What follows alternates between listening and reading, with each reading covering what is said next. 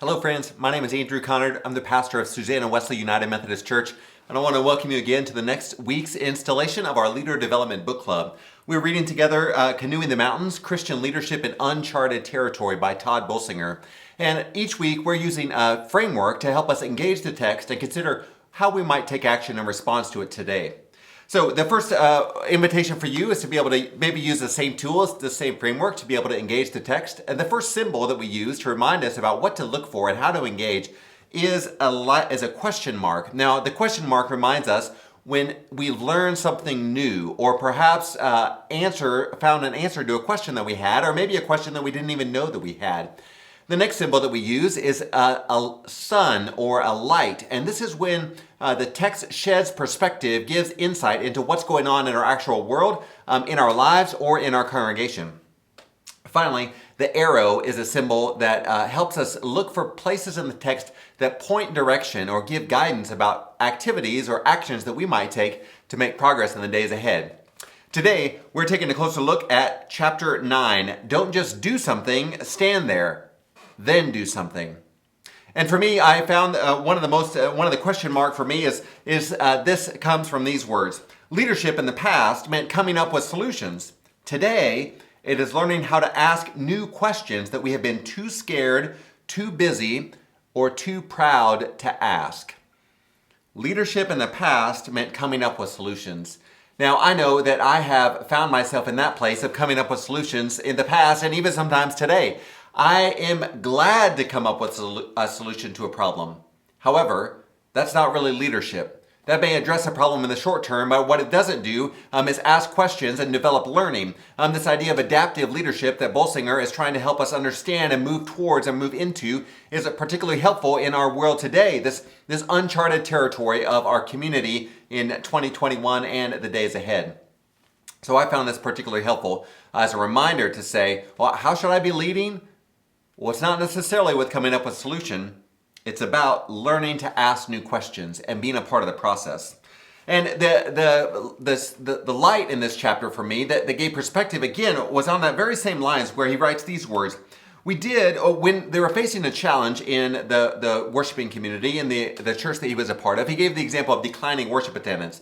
Now, that's been part of our reality here at Susanna Wesley over a number of years. There's been ups and downs, but over a 10-year trend, it's been down.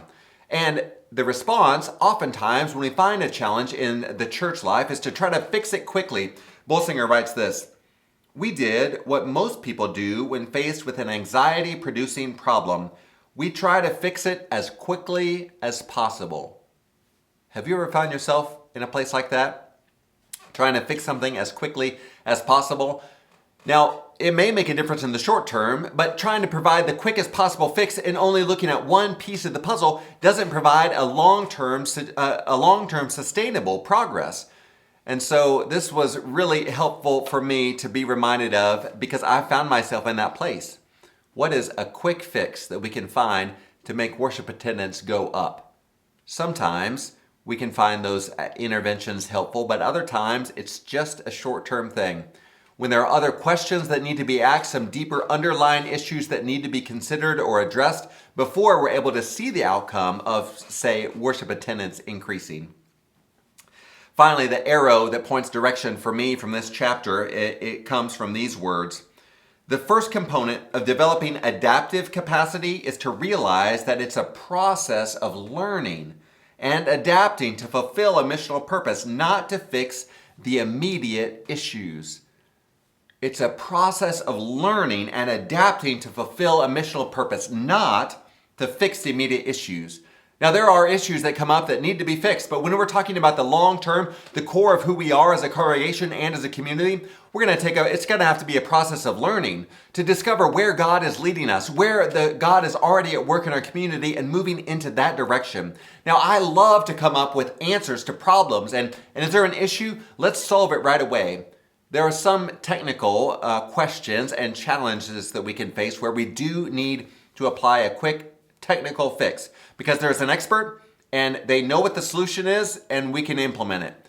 But part of what the reality for us today is a community that surrounds Susanna Wesley is different than it was 5 years ago, 10 years ago, 35 years ago when this church was founded? How do we respond? How do we be relevant to those that are living around us? How do we be faithful to the gospel, to the word of God? And how do we do that as Susanna Wesley in particular? Not as a church down the road, but who we are and who God is calling us to be. Now, I think that's going to take some work, and it's going to take this process of taking action, reflecting on it, learning, and then taking more action. I'm so glad you're on this journey with me, and here as a part of the Leader Development Book Club, next week we'll take a look at the chapter number 10, The Mission Trumps. Until then, I hope that you have a great day.